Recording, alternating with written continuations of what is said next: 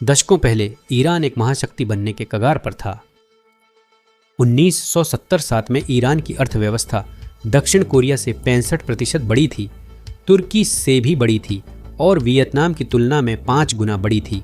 और क्यों नहीं नहीं, यह उस तेल पर था जो दुनिया चलाता है और उस भूगोल पर था जिसे हर साम्राज्य चाहता था। लेकिन 1980 के दशक में लिया गया एक जिद्दी फैसला ही वजह है कि आज ईरान घुटनों पर आ गया है।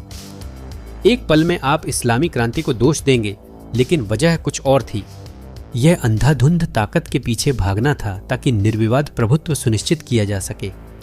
ईरान की प्रभुत्व की भूख का उस समय अमेरिका या इजराइल से कोई लेना देना नहीं था। यह मध्य पूर्व की भू राजनीति से शुरू हुई थी।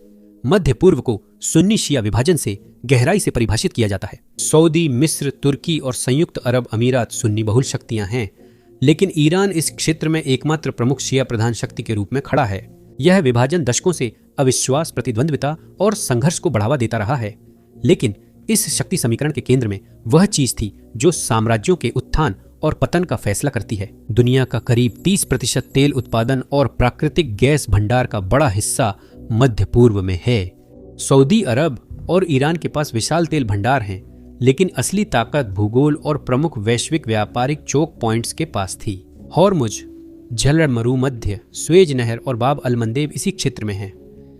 इन मार्गों पर नियंत्रण से आर्थिक व राजनीतिक शक्ति मिलती है। ये कारक जुड़े हुए हैं। सऊदी अरब, यूएई और ईरान 20वीं सदी से प्रभुत्व के लिए संघर्ष कर रहे हैं, लेकिन एक घटना ने शक्ति संतुलन हमेशा के लिए बदल दिया।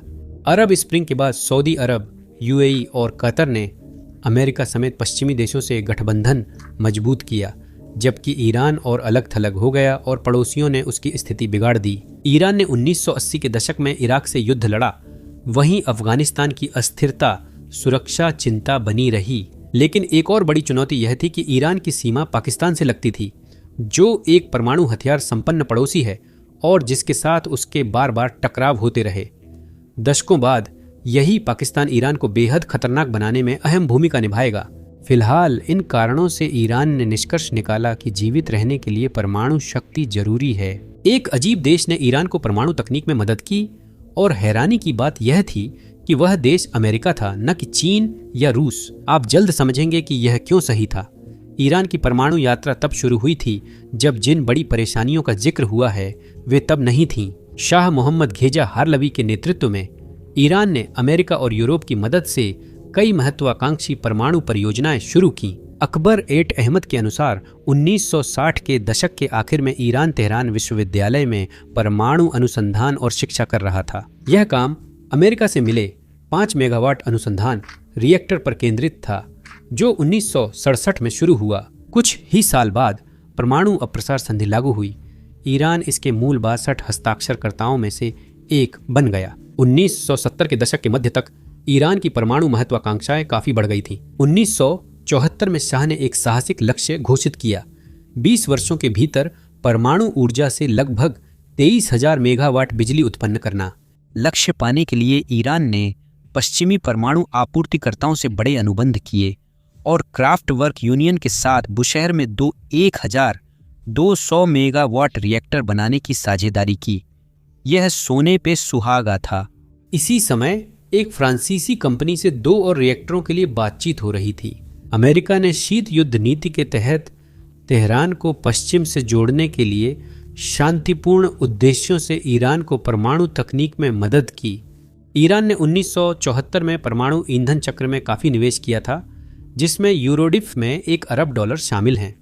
तमद्द बताते हैं कि ईरान स्वदेशी क्षमताएं बढ़ा रहा था, जिसमें पूर्वी फाहान में नया परमाणु अनुसंधान केंद्र, यूरेनियम खनन और अयस्क प्रसंस्करण की योजना शामिल थी। लेकिन एक दिन वर्षों की प्रगति एक झटके में बर्बाद हो गई। क्रांति हकीकत बन चुकी थी और खोमैनी में, जिनके इर्द गिर्द विपक्ष एकजुट हुआ था, एक तैयार नेता मौजूद था। 1979 की ईरानी क्रांति ने लगभग सभी परमाणु गतिविधियों को रोक दिया था। 1980 में ईरान इराक युद्ध के कारण हालात और खराब हुए। संसाधनों की भारी कमी और ईरान के परमाणु ढांचे को गंभीर नुकसान पहुंचा। उदाहरण के लिए बुशहर में 2 निर्माणाधीन परमाणु रिएक्टरों पर कई बार बमबारी हुई और परियोजना अंततः रुक गई। आप पूछ सकते हैं कि अमेरिका और इजराइल ईरान के दुश्मन कैसे बने? 1990 के दशक तक इजराइल को छोड़कर किसी मध्य पूर्वी देश के पास परमाणु ऊर्जा रिएक्टर नहीं था। हालांकि इजराइल ने इसे कभी सार्वजनिक रूप से स्वीकार नहीं किया। ईरान इजराइल की परमाणु क्षमताओं से वाकिफ था और इजराइल अमेरिका ने उसे रणनीतिक रूप से असुरक्षित किया। ईरानी नेताओं को लगा कि वॉशिंगटन के कहने पर इजराइल ईरान पर हमला कर सकता है, जिससे ईरान के प्रभाव और पश्चिम विरोधी एजेंडे को नुकसान होगा। यह डर इसलिए बढ़ा क्योंकि ईरान हमास और हिजबुल्ला जैसे समूहों का समर्थन करता था, जो इजराइल और अमेरिका के क्षेत्रीय व्यवस्था का विरोध करते थे। लेकिन पहले की तरह अब ईरान अमेरिका से मदद नहीं मांग सकता था। 1979 की इस्लामी क्रांति के बाद खोमैनी सरकार पश्चिम विरोधी और अमेरिका पर अविश्वासी थी, जिसकी एक वजह भी थी। ईरानी नेता इतिहास को अच्छी तरह याद रखते हैं, खासकर 1953 की CIA द्वारा कराई गई तख्ता पलट को, जिसमें ईरान के चुने हुए प्रधानमंत्री को हटा दिया गया था।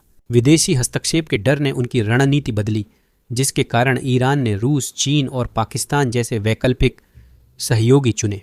1985 में और फिर 1990 में ईरान ने चीन के साथ परमाणु सहयोग समझौतों पर हस्ताक्षर किए। बाद में 1995 में ईरान ने रूस के साथ एक बड़ा समझौता किया ताकि लंबे समय से रुके हुए बुशहर परमाणु रिएक्टर को पूरा किया जा सके और संभवतः यूरेनियम संवर्धन संयंत्र तक पहुंच प्राप्त की जा सके। अमेरिका के दबाव में परमाणु हथियार तकनीक के संवर्धन से जुड़े सबसे संवेदनशील उपकरण कभी नहीं भेजे गए। रूस ने ईरान की बुशहर परियोजना में केवल नागरिक उपयोग के लिए मदद की थी, इसमें संवर्धन तकनीक शामिल नहीं थी।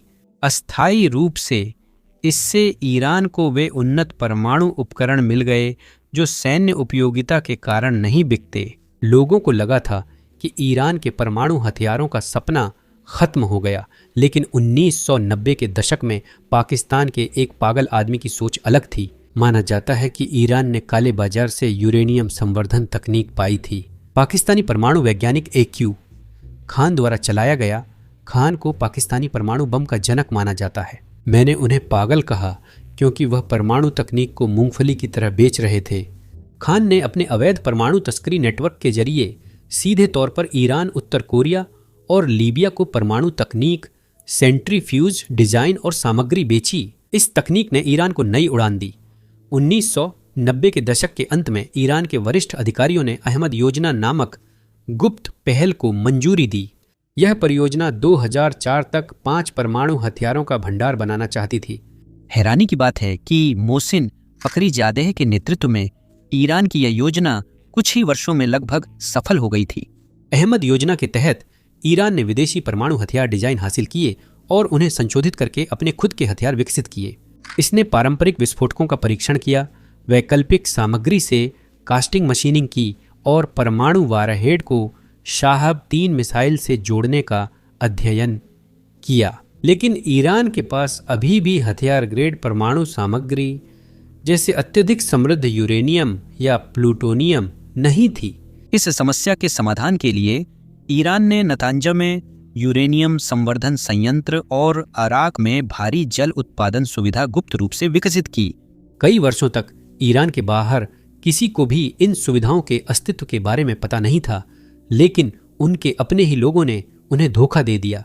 2002 में national council of resistance of Iran ने दोनों पक्षों को उजागर किया। यह ईरानी विपक्षी गठबंधन है जिन्होंने इस्लामिक रिपब्लिक से बदला लेने के लिए ऐसा किया। पर्दाफाश के बाद ईरान ने कहा कि ये सुविधाएं नागरिक थीं, लेकिन उनकी बनावट व क्षमताएं कुछ और दिखाती थीं। नतांज का इस्तेमाल हथियार ग्रेड यूरेनियम बनाने के लिए किया जा सकता था और इराक प्लूटोनियम के उत्पादन को सक्षम बना सकता था, जो दोनों ही परमाणु हथियारों के लिए आवश्यक हैं। सबसे नुकसानदेह यह था कि ईरान ने ये स्थल अंतर्राष्ट्रीय परमाणु ऊर्जा एजेंसी से छुपाए थे।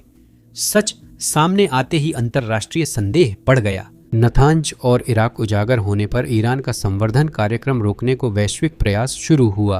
अक्टूबर 2003 में ईरान ने ब्रिटेन, फ्रांस और जर्मनी से समझौता कर संवर्धन रोकने और IAEA को कड़े निरीक्षण की अनुमति देने का वादा किया, लेकिन विश्वास पूरी तरह नहीं लौटा। 2003 में इराक पर अमेरिकी आक्रमण ने, जो कथित सामूहिक विनाश के हथियारों के संदेह पर हुआ, तेहरान को मजबूत संदेश दिया। उसी साल ईरान ने अहमद योजना अपना परमाणु हथियार कार्यक्रम औपचारिक रूप से रोक दी, लेकिन संकट खत्म नहीं हुआ। 2006 में P5+1 ने ईरान को एक राजनयिक प्रस्ताव दिया जिसमें संवर्धन को निलंबित करने के बदले आर्थिक और राजनीतिक प्रोत्साहन दिए गए। उसी समय अमेरिकी सुरक्षा परिषद ने प्रस्ताव 1696 पारित किया, जो ईरान से संवर्धन गतिविधियां रोकने की पहली कानूनी मांग थी। परमाणु हथियार कार्यक्रम खत्म करने के बजाय ईरान ने इसे 2 समानांतर मार्गों में बांट दिया। खुला मार्ग में नागरिक उद्देश्यों वाली सुविधाएं थीं, जैसे नथांज और इराक। गुप्त मार्ग छोटा था, शांत था और कहीं अधिक संवेदनशील था। इसका उद्देश्य अहमद योजना की विशेषज्ञता बनाए रखना और हथियार संबंधी अनुसंधान जारी रखना था। अंतर्राष्ट्रीय परमाणु ऊर्जा एजेंसी के अनुसार परमाणु विस्फोट, संपीड़न गतिशीलता और विस्फोटक क्षमता की कंप्यूटर मॉडलिंग जैसी गतिविधियां कम से कम 2009 तक चलती रहीं।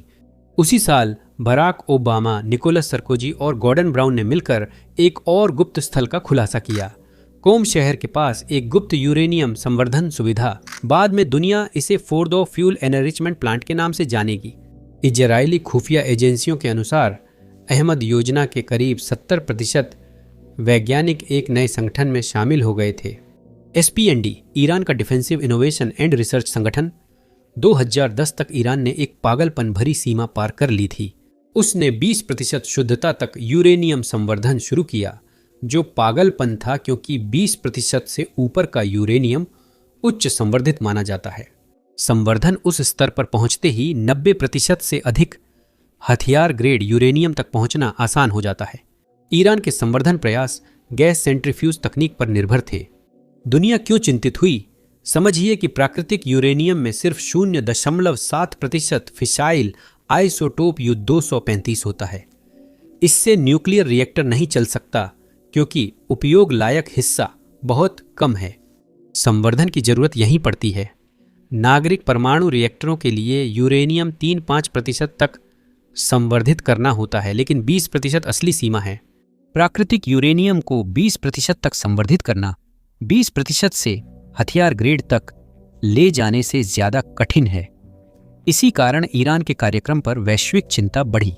यह स्तर हथियार ग्रेड से कम था, पर ईरान को उस स्तर तक पहुंचने में समय कम रह गया। यह वह समय था जब अमेरिका वैश्विक आतंकवाद के खिलाफ युद्ध और ओसामा बिन लादेन सहित अल कायदा नेताओं की तलाश में लगा था। इस दौरान क्षेत्र में अस्थिरता या गुप्त सहयोग के संकेतों को बहुत गंभीरता से लिया जाता था। कई खुफिया रिपोर्टों में ईरान के खुफिया मंत्रालय और उग्रवादी नेटवर्कों के संबंध का दावा किया गया। चाहे आरोप साबित हुए हों या नहीं, इनसे ईरान की परमाणु महत्वाकांक्षा अमेरिका और इजराइल की नज़र में और खतरनाक लगने लगी। ईरानी नेताओं के परमाणु हथियार से इजराइल को नष्ट करने के सपनों के कारण यह उसके लिए अस्तित्व का खतरा बन गया और इजराइल ने सेंट्रीफ्यूज पर ब्लैक मैजिक किया। सेंट्रीफ्यूज अचानक बहुत तेज गति से घूमने लगे, सुरक्षित सीमा से कहीं ज्यादा। रोटर हिलने लगे, अंदर अपने खोल में घिसने और मुड़ने लगे और कई सेंट्रीफ्यूज अचानक टूट गए या बिखर गए। हैरानी की बात थी कि कंट्रोल रूम की स्क्रीन पर सब सामान्य था। ऐसा लगा जैसे वहां भूत है या किसी ने जादू किया हो, जिसे दुनिया ने नाम दिया। स्टक्सनेट एक उन्नत कंप्यूटर वर्म था, जिसे खास तौर पर ईरान की परमाणु सुविधाओं को निशाना बनाने के लिए बनाया गया। स्टक्सनेट ने पारंपरिक साइबर हमलों से अलग औद्योगिक नियंत्रण प्रणालियों जैसे PLCs को निशाना बनाया, जो ईरान के यूरेनियम सेंट्रीफ्यूज नियंत्रित करते थे। यह 2010 में सार्वजनिक रूप से खोजा गया था और यह पहली जात साइबर हथियार था जो भौतिक विनाश करने में सक्षम था, जो चुपचाप मशीनरी को नुकसान पहुंचाता था और ऑपरेटरों को गलत डेटा देता था। बाद की जांचों में सामने आया कि स्टक्सनेट अमेरिकी राष्ट्रीय सुरक्षा एजेंसी IAP के एजेंसी CIA और इजरायली खुफिया एजेंसी के संयुक्त प्रयास से बना था। इसने ईरान के परमाणु कार्यक्रम को बिना बम या मिसाइल के धीमा कर दिया। यह एक डिजिटल हमला था जिससे साबित हुआ कि साइबर युद्ध नया युद्ध क्षेत्र है। मैंने कहा था, धीमा किया, खत्म नहीं। बढ़ते दबाव के बावजूद ईरान का संवर्धन कार्यक्रम आगे बढ़ता रहा। 2013 की गर्मियों तक ईरान ने 18,000 से अधिक IR, एक सेंट्रीफ्यूज और लगभग 1,300 उन्नत मुख्यतः IR-2M मशीनें स्थापित की थीं। इसी समय ईरान ने लगभग 9,700 किलोग्राम यूरेनियम 5% तक संवर्धित करके जमा कर लिया था और लगभग 370 किलोग्राम यूरेनियम 20% तक संवर्धित किया था। बढ़ती स्थिति के बावजूद कूटनीति पूरी तरह विफल नहीं थी। पर्दे के पीछे ईरान और संयुक्त राज्य अमेरिका के बीच बातचीत जारी रही, जिससे एक बड़ी सफलता मिली। इसे संयुक्त कार्य योजना या JPOA joint plan of action के नाम से जाना जाता है। JPOA joint plan of action को एक अस्थायी विश्वास निर्माण समझौते के रूप में तैयार किया गया था। यह जनवरी से जुलाई 2014 तक की अवधि को कवर करता था, जिसमें 6 माह की समय सीमा बढ़ाने का विकल्प था। इस समझौते के तहत ईरान 20% संवर्धित यूरेनियम उत्पादन रोकने, मौजूदा भंडार पतला करने और अंतर्राष्ट्रीय परमाणु ऊर्जा एजेंसी को परमाणु सुविधाओं की विस्तारित निगरानी की अनुमति देने पर राजी हुआ। इसके बदले P5+1 ने कुछ अहम प्रतिबंधों में राहत देने का प्रस्ताव दिया। उन्होंने वादा किया कि समझौते के रहते नए परमाणु प्रतिबंध नहीं लगाएंगे और विदेशों में रखी $4.2 अरब की ईरानी संपत्ति अनफ्रीज करेंगे। सबसे अहम बात यह है कि JPOA ने स्थायी समाधान के लिए बातचीत का ढांचा बनाया।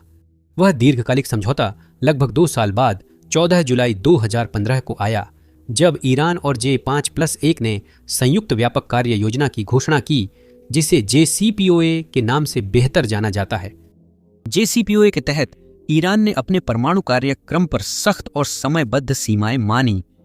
10 वर्षों तक 5060 से अधिक IR-1 सेंट्रीफ्यूज का संचालन न करना, 15 वर्षों तक यूरेनियम संवर्धन को 3.67% तक सीमित करना और इसी अवधि के लिए संवर्धित यूरेनियम का भंडार 300 किलोग्राम तक सीमित रखना। इसके बदले ईरान को प्रतिबंधों से राहत मिली और दुनिया ने माना कि परमाणु संकट नियंत्रित हो गया है।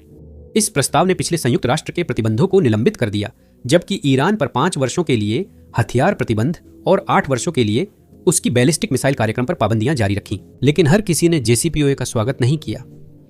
खाड़ी देश, खासकर सऊदी अरब और UAE, साथ ही इसराइल, इस समझौते से बेहद नाखुश थे। सऊदी अरब के लिए तेहरान के परमाणु समझौते से 2 बड़ी समस्याएं हुईं। पहला, प्रतिबंध हटाने से ईरान की अर्थव्यवस्था मजबूत होगी, जिससे तेहरान को अपने सहयोगियों और प्रॉक्सी समूहों के जरिए पूरे क्षेत्र में अपना प्रभाव बढ़ाने के लिए ज्यादा संसाधन मिल जाएंगे। दूसरा, यह समझौता अस्थायी था। इसकी मुख्य पाबंदियां 15 साल बाद खत्म हो जाती और इसने ईरान की तकनीकी जानकारी या परमाणु ढांचे को समाप्त नहीं किया था। इसका मतलब था कि ईरान भविष्य में कानूनी रूप से परमाणु कार्यक्रम बढ़ा सकता था और हथियार के करीब पहुंच सकता था। सीमाएं खत्म होने पर सऊदी मानता है कि joint comprehensive plan of action ने खतरा खत्म नहीं किया, बल्कि टालकर ईरान को मजबूत होने दिया। इस बीच इजराइल की आपत्ति और भी सीधी थी। इजरायली नेताओं का तर्क था कि यह समझौता वास्तव में ईरान को परमाणु हथियार विकसित करने से नहीं रोकता। इससे ईरान के पास अपना कार्यक्रम फिर से शुरू या तेज करने के लिए विशेषज्ञता, सुविधाएं और कर्मचारी बने रहे। इजराइल के लिए परमाणु हथियारों से लैस ईरान एक खतरा है, इसलिए JCPOA उसे समाधान नहीं बल्कि खतरनाक जुआ लगता है। इन आपत्तियों ने अंततः अपनी भूमिका निभाई। 29 मार्च 2016 को अमेरिका, UK, फ्रांस और जर्मनी ने ईरान पर परमाणु हथियार ले जाने में सक्षम बैलिस्टिक मिसाइल परीक्षण का आरोप लगाया। उनका कहना था कि ये कार्रवाइयां संयुक्त राष्ट्र की पाबंदियों की भावना का उल्लंघन है। उसी समय अमेरिकी अधिकारियों ने चेतावनी दी कि अगर ईरान ने यूरेनियम और संवर्धित किया तो वह 2-3 महीनों में परमाणु बम के लिए पर्याप्त सामग्री बना सकता है। Joint comprehensive plan of action जल्दी ही 2016 के अमेरिकी राष्ट्रपति चुनाव में सबसे बड़े राजनीतिक मुद्दों में से एक बन गया। आलोचकों का तर्क था कि यह समझौता बहुत कमजोर, बहुत अस्थायी और बहुत अधिक भरोसेमंद है। डोनाल्ड ट्रंप के सत्ता में आते ही आलोचना नीति में बदल गई। 30 अप्रैल 2018 को इजरायली प्रधानमंत्री बेंजामिन नेतन्याहू ने दुनिया के सामने एक नाटकीय सार्वजनिक घोषणा की। नेतन्याहू ने दावा किया कि इजराइल ने ईरान के गुप्त परमाणु हथियार कार्यक्रम का सबूत ढूंढ लिया है। 2015 में परमाणु समझौते के बाद ईरान ने अपना परमाणु अतीत छुपाने की कोशिशें बढ़ा दी। 2017 में ईरान ने अपनी सबसे संवेदनशील परमाणु हथियार फाइलें दक्षिणी तेहरान के एक सुरक्षित गोदाम में शिफ्ट की। यहां वह रखा गया था जिसे नेतन्याहू ने ईरान का परमाणु अभिलेखागार कहा। इतनी गुप्त जगह जिसके बारे में कुछ ही ईरानियों और कुछ इजरायली जानते थे। नेतन्याहू ने बताया कि इजराइल की मोसाद ने तेहरान में गुप्त ऑपरेशन किया। एजेंटों की मदद से उन्होंने गोदाम से आधा टन गोपनीय सामग्री निकाली। यह जब्ती बहुत बड़ी थी। 55,000 पन्नों के दस्तावेज, साथ ही 55,000 डिजिटल फाइलें जो 183 सीडी पर संग्रहित थीं। इजराइल ने कहा कि दस्तावेजों से साबित होता है कि ईरान ने परमाणु कार्यक्रम के सैन्य पहलुओं पर झूठ बोला और परमाणु हथियार बनाने की मंशा नहीं छोड़ी। 8 दिन बाद 8 मई 2018 को राष्ट्रपति डोनाल्ड ट्रंप ने घोषणा की कि अमेरिका औपचारिक रूप से संयुक्त व्यापक कार्य योजना से बाहर हो रहा है। उन्होंने कहा कि ईरान ने अपने परमाणु हथियारों के काम का पूरी तरह खुलासा नहीं किया। उन्होंने समझौते की आलोचना की कि इसमें ईरान के मिसाइल कार्यक्रम और मध्य पूर्व के उग्रवादी समूहों को समर्थन नजरअंदाज किया गया। अमेरिका के परमाणु समझौते से निकलने के बाद वाशिंगटन ने अधिकतम दबाव की मुहिम शुरू की। अमेरिका ने फिर से व्यापक प्रतिबंध लगाए और ईरान के तेल निर्यात को निशाना बनाया, जो उसकी अर्थव्यवस्था की रीढ़ है। नतीजतन 2018 के बाद ईरान के तेल निर्यात में 60% से अधिक की गिरावट आई, जिससे देश को हर साल अरबों डॉलर का राजस्व नुकसान हुआ। इन प्रतिबंधों का पैमाना अभूतपूर्व था। ट्रंप प्रशासन ने 26 से अधिक दौर के प्रतिबंधों में 970 से अधिक ईरानी व्यक्तियों और संस्थाओं को नामित किया, जो अमेरिकी इतिहास में किसी भी प्रशासन से अधिक है। पूरा वित्तीय नेटवर्क ध्वस्त हो गया। ईरान, यूएई और तुर्की की फ्रंट कंपनियों पर प्रतिबंध लगा क्योंकि उन्होंने इस्लामिक रिवॉल्यूशनरी गार्ड कॉर्प्स को गुप्त रूप से अरब डॉलर और यूरो भेजे थे। 70 से ज्यादा ईरान से जुड़ी वित्तीय संस्थाओं और उनकी घरेलू विदेशी सहायक कंपनियों को निशाना बनाया गया। वैश्विक बैंकिंग सिस्टम बंद हुआ। स्विफ्ट ने सभी प्रतिबंधित ईरानी बैंकों और सेंट्रल बैंक को डिस्कनेक्ट किया। आर्थिक प्रभाव विनाशकारी था। ईरान की अर्थव्यवस्था 2018 में लगभग 6% और 2019 में करीब 7% सिकुड़ गई। प्रति व्यक्ति आधार पर ईरान की जीडीपी में जबरदस्त गिरावट आई, जो 2012 में लगभग $8,000 से घटकर 2024 तक करीब $5,000 रह गई। वर्ल्ड बैंक के आंकड़ों के अनुसार दबाव ईरान तक सीमित नहीं रहा। अमेरिका ने तेहरान से व्यापार करने वाली विदेशी, यहां तक कि बड़ी चीनी कंपनियों पर भी कार्रवाई की। सबसे चौंकाने वाला मामला ZTE का था, जो चीन की बड़ी टेलीकॉम कंपनी है। ZTE को कई बार ईरान के साथ अवैध रूप से व्यापार करते हुए पकड़ा गया, जिसमें अमेरिकी मूल की तकनीक और एनवीडिया चिप्स बेचना भी शामिल था, जिन्हें कथित तौर पर रक्षा उद्देश्यों के लिए इस्तेमाल किया गया। जवाब में वाशिंगटन ने ZTE पर अमेरिकी निर्यात प्रतिबंध लगाया, जिससे कंपनी लगभग बंद हो गई। यह प्रतिबंध इतना सख्त था कि चीनी सरकार ने हस्तक्षेप कर अमेरिका से राहत मांगी। अंत में ZTE ने भारी जुर्माना देकर कड़ी शर्तें मानी। अमेरिका ने यह सब ईरान पर दबाव बनाने के लिए किया ताकि वह एक मजबूत समझौता स्वीकार करे और अपनी परमाणु महत्वाकांक्षाओं को छोड़ दे। इसके बजाय तनाव बढ़ता गया और जल्द ही खुली टकराव में बदल गया। 12 मई 2019 को ओमान की खाड़ी के पास फुजैरा तट पर 4 वाणिज्यिक जहाजों को नुकसान हुआ। इनमें 2 सऊदी तेल टैंकर, एक नॉर्वेजियन टैंकर और एक अमीराती बंकरिंग जहाज थे। इसके बाद ओमान की खाड़ी में और टैंकरों पर हमला हुआ।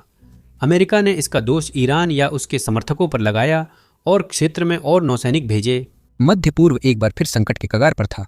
जनवरी 2020 तक तेहरान ने घोषणा की कि उसने अपने यूरेनियम संवर्धन कार्यक्रमों पर लगे सभी शेष प्रतिबंधों को छोड़ दिया है, लेकिन यह दावा भ्रामक था। ईरान की परमाणु गतिविधियां सिर्फ फिर से शुरू नहीं हुई, बल्कि उसी साल एक बड़े मोड़ के बाद वे तेजी से बढ़ गईं। 3 जनवरी 2020 को अमेरिकी सेना ने बगदाद हवाई अड्डे के पास ड्रोन हमला कर कासिम सुलेमानी को मार दिया। वे क्वाड्स फोर्स के कमांडर थे, जो ईरान की रिवॉल्यूशनरी गार्ड की विदेशी अभियान इकाई है। सुलेमानी ईरान के सबसे ताकतवर लोगों में थे। उनकी हत्या से क्षेत्र चौंक गया। इसने अमेरिका ईरान संबंधों को दशकों में सबसे खतरनाक स्तर पर पहुंचा दिया और तनाव यही नहीं रुका। उसी साल बाद में 27 नवंबर 2020 को मोहसिन फखरीजादे की हत्या कर दी गई।